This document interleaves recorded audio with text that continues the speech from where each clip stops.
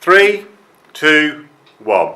So, my pitch for my documentary, I'm doing it on my brother, Lucas, because he's a little bit of a drama queen, which I'll show you a video about it in later. So, my similar documentaries are Popstar, Never Stop, Never Stopping. I've got a video of the trailer for that. American Vandal, which has come out on Netflix recently. Modern Family and Total Drama. And they're all like mockumentaries. And American Vandal and Popstar, Never Stop, Never Stopping take the mick out of something that could be considered really serious, but turn it into like this comedic mess, as in some cases, and that's what I wanted to try and do with this. I'll try and get the video to work.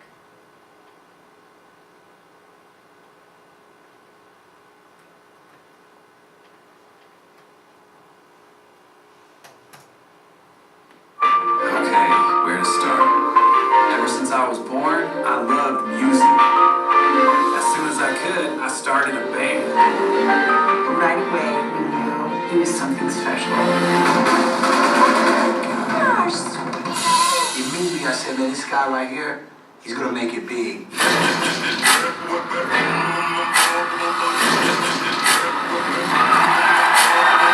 Conor for real is actually saving the record industry. Everybody's just waiting to see like what he does next. Conor's hot. You tell me you didn't see that and say, yo, he's the star.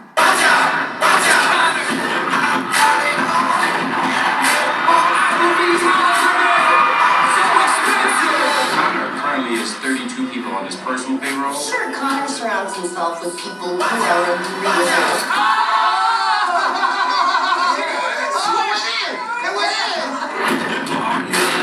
Like McCartney and Kanye. And yeah.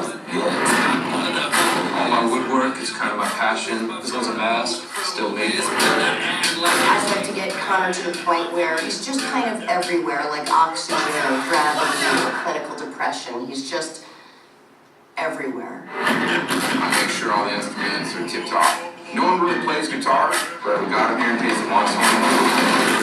Deborah's a genius. It's pronounced Deborah. What's the origin of that? I believe Deborah?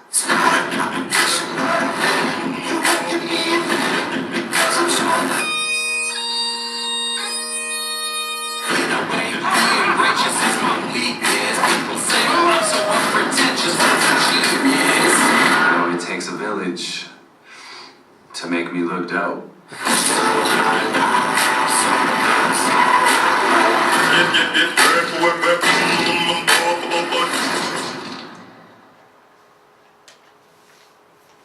So yeah, that's what I'm kind of going for with this, especially with the thought of Lucas being this pop star because he does drama and he sings and all this stuff, so it worked really well. Yeah, so we follow Lucas and he shows us behind the scenes what he's like. He's had this massive scandal and all this lot that's been in the news recently, and yeah, he's trying to figure out how to come back from this and sell his second record. So it's very much like the plot of Never Stop, Never Stopping, which he's coming out with his second album, but no one's buying it and all this lot. So it's, yeah, I'm doing the first 5 minutes of it as well. So that should be fun. So yeah, my storyboard and animatic, I'm going to edit this down, so I'll put my animatic in it so you guys don't have to go through it. But yeah, so I've got 32, so it should be alright. When I did my animatic it came to exactly 5 minutes, but like Miss said, that kind of depends on how long each of the shots are and all that lot. Location sheets and course sheets, I've got 3 like filming days, one specific to Talking Heads because they're like family and Lucas's friends. I can get them all done as soon as possible. And then the other 2 are direct cinema ones, so I just have to go out to Stevenage and get them done at some point. So yeah, there are 4 locations, 3 of the 4 are in my house, so it's not like it's not going to be available to us. The final one is Unicorn in Stevenage, where we get most of our clothes anyway, and we really know the people there, so it should be alright, but if not, I'll work around it and find somewhere else, so it should be alright. Location literally only had to do one because of Stevenage. That's the only one we're going out for. The only problems that we had were the weather, because it's been pretty poor weather recently and I wanted it to be like sunny, and then people messing about whilst we're filming, but to be honest these are all variables I can't really deal with until, just have to keep reshooting until it comes right. Camera and tripod I'm going to be using, but like that are mine, and then a green screen which I have at home just for the talking heads, so it's a background, and so that's my script. It's mostly talking, but because it's also like compilation footage and talking heads, it should take longer than it actually looks, so it should be alright. Yeah, I've got my entire family in it. Yeah, so that should be fun. And the only person that's not really playing themselves is the manager, which is going to be one of Lucas's friends, so I can, if I wanted to, I can say that yes, this is actually his friend from childhood as well. My target audience, these lovely people. So yeah, teenagers, kind of the same as what Popstar did, but it's because Popstar was a 15. I wanted to try and make sure that it was, no, it was an 18, sorry, it was an 18, so I wanted to make one that was for younger audiences, but still had the same sense of humour as that we can relate to as well. Characters, they're, like I said, they're based off real life. I'm playing myself, my mum's playing my mum. I wanted to make it as realistic as possible, so I've made the script literally on point to what my dad would say and how sarcastic he would be and all this lot. So yeah, so Lucas's family and friends, they're with all the same. The only person that isn't playing themselves is the manager, and like I mentioned, the costumes are going to be flexible to the people. I want to make sure that it is as realistic as possible and it doesn't look like it's been scripted. It doesn't look like it's like it looks like they are comfortable as well. This is the thing, and I have to warn you, we were really young when we did this. It was unscripted, and Lucas was very hyperactive on, I think it was like jelly beans or something like that, so please bear with. But yeah, this is my brother at his point. You shall not pass!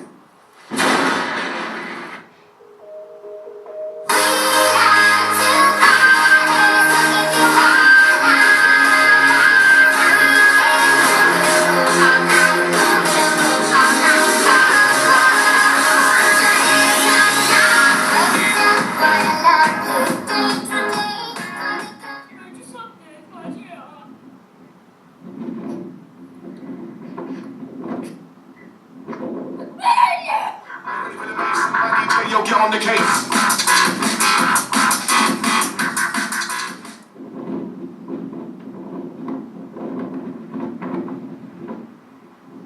Hey, Gandalf! What are you doing?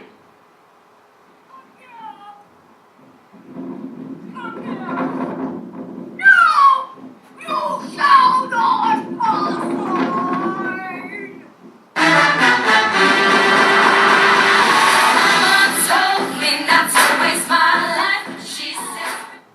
Yeah, so, yeah. That's my brother in a nutshell, but yeah. Any questions? Round of applause, perhaps? Now, can I just mention something? You did pick it up yourself towards the end of the presentation. It's a hard thing to get right, isn't it, the mockumentary? You need naturalness and you need irony, but you've got to be careful it's not obvious on screen, haven't you? What are the risks to that, do you think, in terms of using people you know? Will you know, your family members, do you think they might overperform? Are they natural in front of the camera? Yeah, my mum and my dad both did drama for Yeah. GCSEs, and my mum did it for A-level, so they're used to being in front and behind camera as well, so if I need the help or need anything, then they're going to be there. It's just kind of, because the Lucas's friends, I know what they're like when they're with Lucas, but I'm not 100% sure on how they're, like, you know, in front of the camera and all this lot. So that should be that. I think that might be the hardest part, just trying to get them to look natural and Yeah. relaxed about it and not look like weird. Yeah, I understand. Any comments or questions? How old's your brother, sorry? He is 14, but he was 10, 9 in that video. I'm just thinking it for the manager. Is it going to look weird if you want it to be quite realistic? Is it going to look weird if the manager is also his age? Well, that was kind of I wanted it to look a little bit weird because I was thinking, oh, if they have a 14-year-old manager, it kind of shows that he really has no idea what he's doing and that he's literally just come in here blindsided and won over millions of hearts. So I wanted to try and keep it, so weird in a way that people will see it as weird, but they'll take it as seriously as well. So fingers crossed. Anybody else? Thank you, Natalie.